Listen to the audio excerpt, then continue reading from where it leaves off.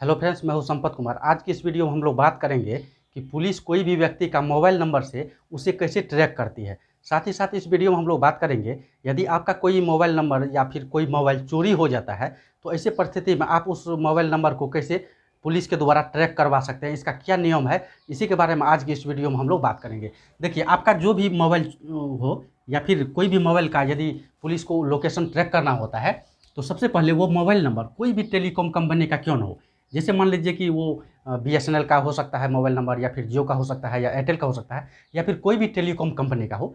तो जो भी टेलीकॉम कंपनी का वो मोबाइल नंबर होता है, उस टेलीकॉम कंपनी को पुलिस के द्वारा सूचना दिया जाता है और उस मोबाइल नंबर को सर्विलांस पे रखा जाता है। सर्विलांस का मतलब हुआ कि उस मोबाइल नंबर पर निगरानी रखा जाता है कि वो मोबाइल नंबर किस नेटवर्क पे चल रहा है, ठीक है, कौन सा टावर पे जो है वो मोबाइल चल रहा है, ये चीज़ को ध्यान में रखा जाता है। साथ ही साथ हर मोबाइल नंबर का एक IMEI नंबर होता है। यदि आप कोई मोबाइल चला रहे हैं और उस मोबाइल नंबर में यदि वो मोबाइल में यदि 2 सिम लग रहा है तो ऐसी परिस्थिति में उस मोबाइल का 2 EMI नंबर होगा, यानी उसका आप यदि IMEI एक रहेगा 1 करके और एक रहेगा 2 करके, ठीक है, ये 2 IMEI नंबर होता है, IMEI नंबर होता है, ठीक है। IMEI नंबर का फुल फॉर्म होता है इंटरनेशनल मोबाइल इक्विपमेंट आइडेंटिटी। ये सभी मोबाइल का अलग अलग होता है, कोई भी मोबाइल का ये एक नहीं हो सकता है। कभी कभी आप लोग देखे होंगे कि कोई जो है सॉफ्टवेयर का इंजीनियर वगैरह वो बोलता है कि हम जो है IMEI नंबर को चेंज कर देंगे या बदल देंगे। ये असंभव है, ऐसा कुछ भी नहीं होता है। हो सकता है कि टेम्पोररी वो चेंज करके कोई ये IMEI नंबर दे दे, लेकिन ऐसा संभव नहीं है। तो ठीक है, तो हर मोबाइल का जो है IMEI नंबर सेम नहीं होता है, ठीक है। और जो भी नेटवर्क पे मोबाइल नंबर चल रहा है, ठीक है, तो ये जो है IMEI नंबर वो ट्रांसमिट होते रहता है, यानी कि वो नेटवर्क को ये पता रहता है कि ये जो मोबाइल है ये किस IMEI नंबर का है।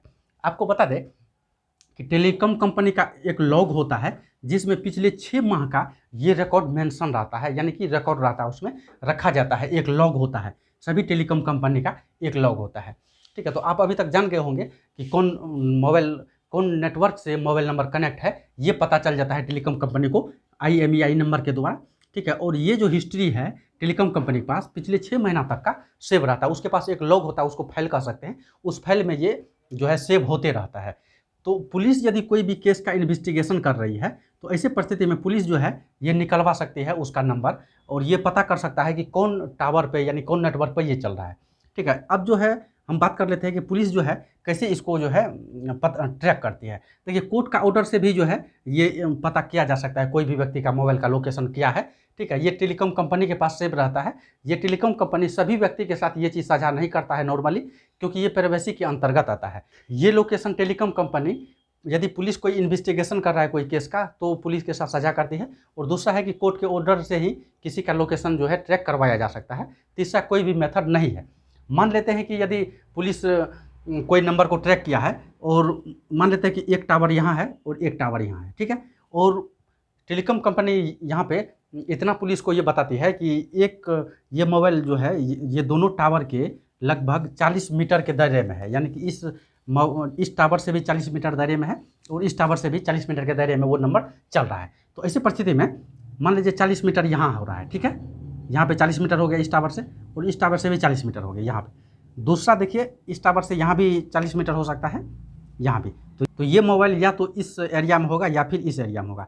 तो इस इतना बड़ा एरिया को फाइंड करना बहुत मुश्किल हो जाता है, ठीक है। तो इसलिए यदि 2 टावर से कोई मोबाइल कनेक्ट हो तो उसे जल्दी से फाइंड नहीं किया जा सकता है। आपका मोबाइल में जो टावर होगा, जो नेटवर्क होगा, वो कोई एक ही टावर से कनेक्ट नहीं होगा। मान लेते हैं कि यदि आप मोबाइल लेके यहाँ रहते हैं, एक टावर मान लेते हैं यहाँ है, एक टावर मान लेते हैं यहाँ है, एक यहाँ है, तो यहाँ आपके सबसे नियरेस्ट में ये टावर है, तो आपका मोबाइल जो है इस टावर से कनेक्ट होगा। साथ ही साथ आपका मोबाइल नंबर इसे भी ट्रांसमिट करते रहेगा, यानी कि दोनों नेटवर्क से भी ट्रांसमिट होते रहता है। जितना भी नेटवर्क है आसपास में, वो सभी नेटवर्क से आपका मोबाइल जो है ट्रांसमिट होते रहता है। यदि कोई 2 नेटवर्क के बीच में मोबाइल है तो वहाँ पर पुलिस पता नहीं लगा सकती।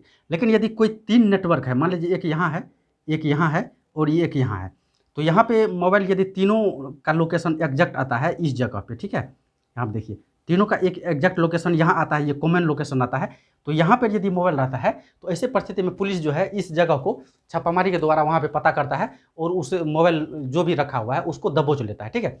तो कम से कम यदि 3 नेटवर्क से आपका मोबाइल कम्युनिकेट किया जा रहा है, तो ऐसी परिस्थिति में जो है इसका पता आसानी से लगाया जा सकता है। लेकिन कभी-कभी यदि कोई चोर या फिर कोई भी अपराधी अपना मोबाइल को स्विच ऑफ कर लिया या फिर थोड़ा देर बात किया और उसे फ्लाइट मोड में डाल दिया या फिर सिम निकाल के फेंक दिया, तो ऐसे में जो है उस मोबाइल को ट्रैक करना बहुत मुश्किल हो जाता है।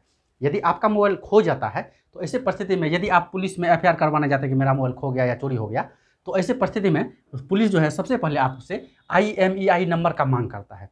यदि आप अपना मोबाइल का आईएमईआई नंबर नहीं जानते हैं, तो आपको एक नंबर डायल करना होगा *#06#।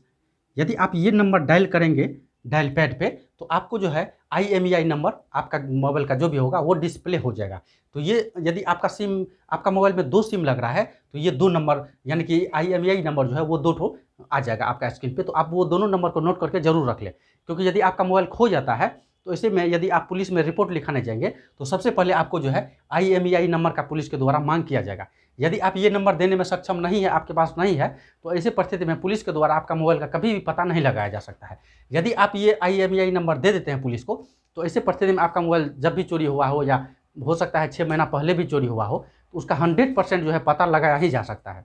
पुलिस जो मोबाइल का लोकेशन ट्रैक करती है, यदि पुलिस को आईएमईआई नंबर पता चल जाता है, तो यहाँ बहुत आसान हो जाता है, यानी कि 99% ईजी हो जाता है उस मोबाइल का लोकेशन को ट्रैक करना।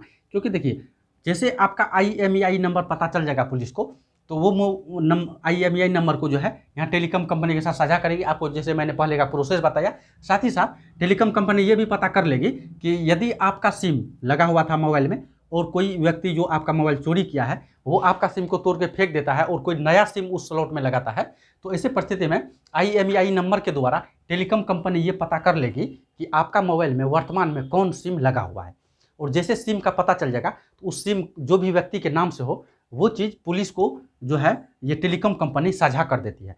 और आपको पता ही होगा कि सभी व्यक्ति का सिम अभी जो निकल रहा है वो आधार कार्ड से ही निकलता है, और आधार कार्ड में सभी व्यक्ति का डिटेल मेंशन होता है, यानी कि उसका पोस्टल एड्रेस, नाम, पता, हर चीज़ मेंशन रहता है।